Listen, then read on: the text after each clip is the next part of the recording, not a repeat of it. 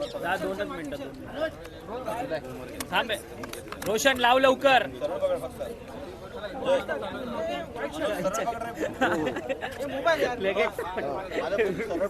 चालू करू का? हा दादा सुरू.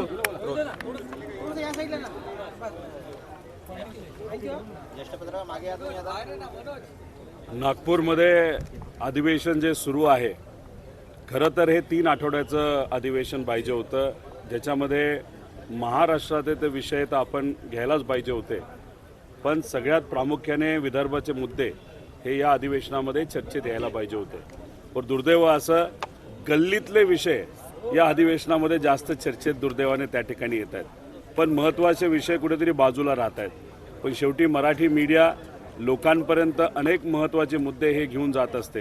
त्यामुळे आज आपल्या सर्वांसमोर एक महत्त्वाचा मुद्दा आणि अधिवेशनामध्ये सुद्धा हा मुद्दा त्या ठिकाणी आम्ही सर्वजण मिळून मांडणार आहोत, ते म्हणजे NCRBचा एक रिपोर्ट, म्हणजे केंद्र सरकारचा एक रिपोर्ट काही दिवसांपूर्वी हा प्रसिद्ध झाला.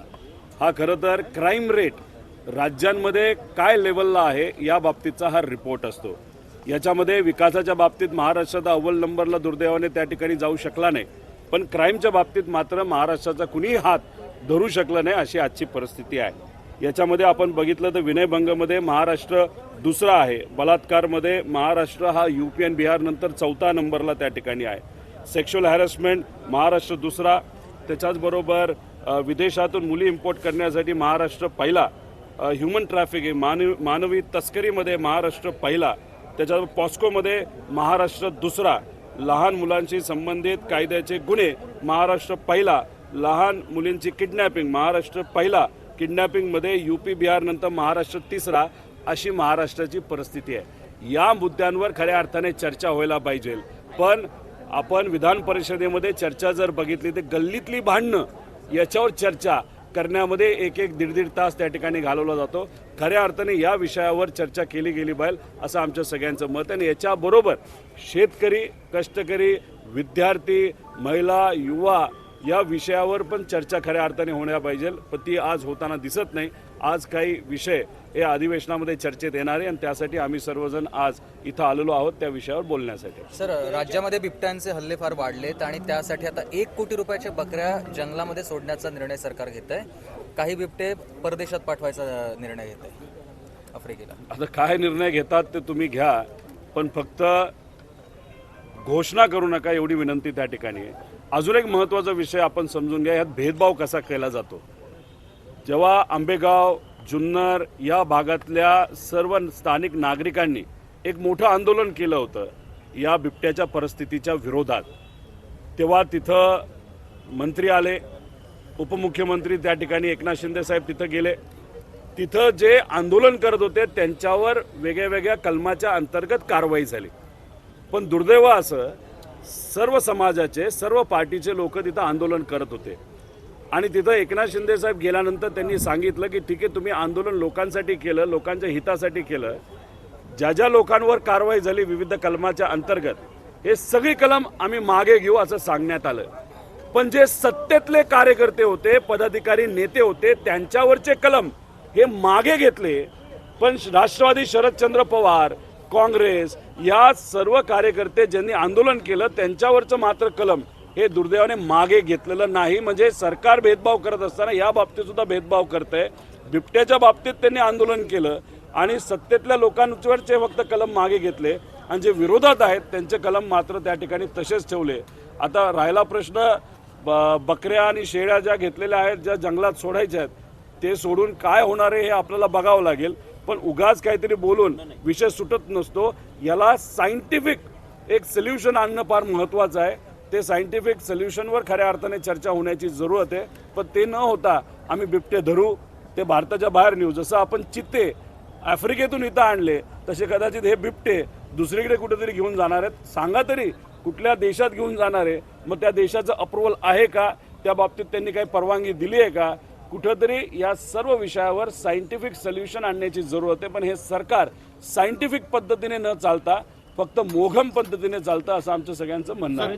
महानगरपालिकेच्या प्रकरणामध्ये अंजली दमाने यांनी वेगळे पुरावे समोर आणले. त्याच्यामध्ये जमीन मुलवा जमीन प्रकरणामध्ये नवीन पुरावे समोर येत आहेत आणि त्याच्यात थेट अजितदादांचा डोळा होता जमिनीवरती. दमानियांनी समजा जर मुद्दे त्या ठिकाणी आणले असतील त्याची सखोल चौकशी ही सरकारच्या माध्यमातून त्या ठिकाणी होणं महत्त्वाचं आहे. फक्त मला एक कळत नाही, भ्रष्टाचार सर्वच पक्ष त्या ठिकाणी करतात, पण मुद्दे पुढे येत असताना भाजप सोडून मात्र मुद्दे सगळ्यांचेच पुढे येतात. सामाजिक कार्यकर्त्यांना मला विनंती आहे, हे सरकारच भ्रष्ट आहे. मग मुख्यमंत्र्यांपासून पर सर्व मंत्र्यांपर्यंत हे जे काही कार्यालय असतील या सगळ्यांचा फार चुकीच्या पद्धतीचा व्यवहार या राज्यामध्ये त्या ठिकाणी सुरू आहे. त्यामुळे मुद्दे पुढे येत असताना हायकमांड कुठलं आहे हे आम्हाला तरी त्या ठिकाणी सांगता येत नाही, पण कुठंतरी त्यांच्याच मित्रपक्षाचे म्हणजे भाजपच्याच मित्रपक्षाचे विषय पुढे येतात. जे कुठले असतील पुरावे असतील तर शहानिशा होणं महत्त्वाचं आहे. पण आमचं मत आहे, नागरिकांचं मत आहे, सामाजिक कार्यकर्त्यांनी काम करत असताना भेदभाव न करता सर्वच पक्षांचे भ्रष्टाचाराचे मुद्दे पुढे घेऊन आणले पाहिजे आणि त्याच्यावर सखोल चौकशी झाली पाहिजे. त्या जर सर्व पक्षाचे मुद्दे घेऊन आंदोलन करायला तयार असतील तर आम्ही सुद्धा त्यांच्याबरोबर राहून महाराष्ट्र हितासाठी आंदोलन त्या ठिकाणी करू. मुंबई महानगरपालिकेच्या निवडणुकीमध्ये भाजप आणि शिवसेनेची युती होताना पाहायला मिळणार आहे, परंतु त्या युतीमध्ये राष्ट्रवादी काँग्रेस पक्ष नसणार आहे, कारण की नवाब मलिक यांचा मुद्दा समोर घेत भाजपने ही हरकत जी आहे ती मांडलेली होती. 2 दिवसा अगोदर मुख्यमंत्री आणि उपमुख्यमंत्र्यांमध्ये या सगळ्या संदर्भात चर्चा सुद्धा झालेली असल्याचं पाहायला मिळतं. कुठेतरी अजित पवारांना एकाकी महायुतीमध्ये पाडलं जात आहे. आज अजितदादांना एकटं पाडलं जात असावं, उद्या जाऊन एकनाथ शिंदे साहेबांना एकटं पाडलं जाईल. मुंबई महानगरपालिकेचं इलेक्शन झाल्यानंतर आकडेवारी ही बघितली जाईल. त्याच्यामध्ये समजा एकनाथ शिंदे साहेबांची आकडेवारी योग्य नसेल आणि एक हाती सत्ता जर भाजपची आली तर दुसऱ्या दिवशी एकनाथ शिंदे साहेबांच्या पक्षाला वाऱ्यावर सोडलं जाईल. फक्त मुंबई महानगरपालिकेचं इलेक्शन असल्यामुळेच एकनाथ शिंदे साहेबांना अजूनपर्यंत हात त्या ठिकाणी लावला गेला नाही. नवी मुंबईमध्ये जो भ्रष्टाचार झाला सिरसाटांकडनं 5,000 कोटी रुपयाचा, याचे सर्व पुरावे मी दिले होते.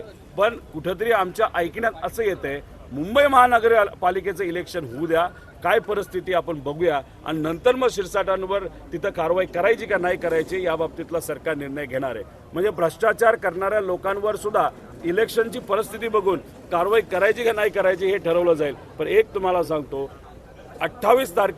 2028 पर्यंत यांचा उपयोग आहे तोपर्यंत उपयोग हे भाजप करून घेईल.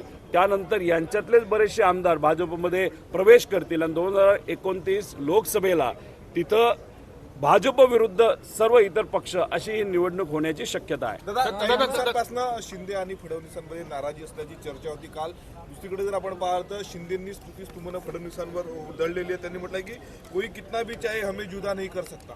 काय झालंय की एकनाथ शिंदे साहेब नाराज होतात, मग ते कुठेतरी साताऱ्यामध्ये त्यांच्या गावामध्ये जाऊन शेती करतात, नाही तर दिल्लीला जाऊन बसतात. आता दिल्लीला जाऊन कोणाशी भेटतात काय बोलतात माहीत नाही.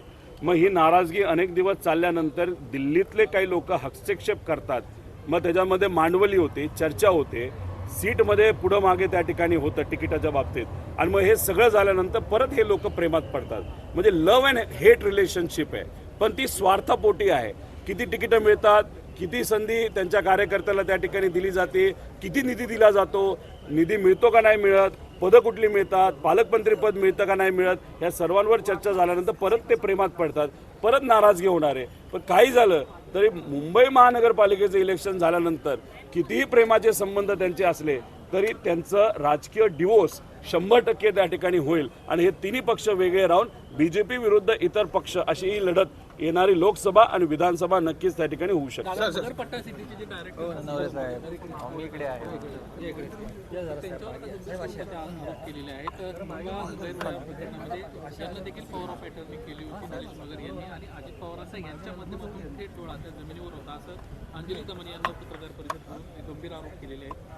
हे बघा, एक विषय, मगर जो परिवार आहे म्हणजे माझे सासरे असतील नाही तर त्यांचा सगळा परिवार असेल, त्यांनी या जगाला या देशाला दाखवून दिलं की शेतकऱ्याची जमीन विकत न घेता शेतकऱ्याला आपण डायरेक्टर कसं बनवू शकतो, शेतकऱ्याला भागीदार कसं बनवू शकतो.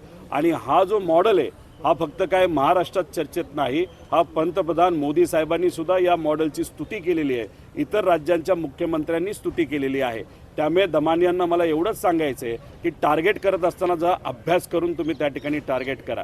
विषय राजकीय लोकांचा असेल तर राजकीय विषयावर चर्चा करायला आम्ही सर्वजण तयार आहोत, पण फक्त कुठल्याही परिवाराला त्याच्यामध्ये अडकवायचं नाही तर त्या बाबतीत ती चर्चा करून आणायची, हे जर त्या ठिकाणी करत असतील तर हे योग्य नाही. राहिला प्रश्न निलेशराव मगरांचा, त्यांचे व्यक्तिगत काय व्यवहार होते, कोणाबरोबर व्यवहार होते हे त्यांनाच त्या ठिकाणी माहिती.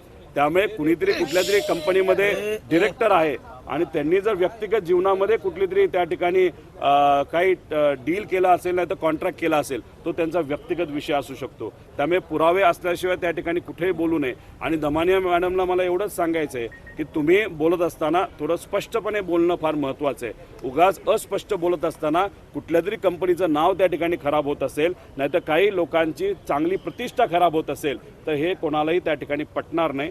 राजकीय टीका टिप्पणी करत असताना स्पष्ट बोलणं अतिशय महत्त्वाचं आहे. निलेश मगर व्यक्तिगत त्यांच्याबद्दल तुम्ही बोलत असाल तर त्यांच्याबद्दलच तुम्ही त्या ठिकाणी बोलावं. उगाच दुसऱ्या कंपनीला याच्यामध्ये उडलं जाऊ नये असं आमचं सगळ्यांचं मत आहे. या सातत्याने ज्या काही आरोप करतात आहेत त्या काही स्पेसिफिक पद्धतीने आरोप करताना पाहायला मिळतात आहेत का? कारण की अजित पवार आणि पवार कुटुंबियांना सातत्यानं टार्गेट होताना पाहायला मिळतात. आजपर्यंत तुम्ही बघितलंय का की दमानिया मॅडमनी कधी भाजपवर बोललेलं, त्यांना कुठून तरी आदेश येतो त्या सामाजिक कार्य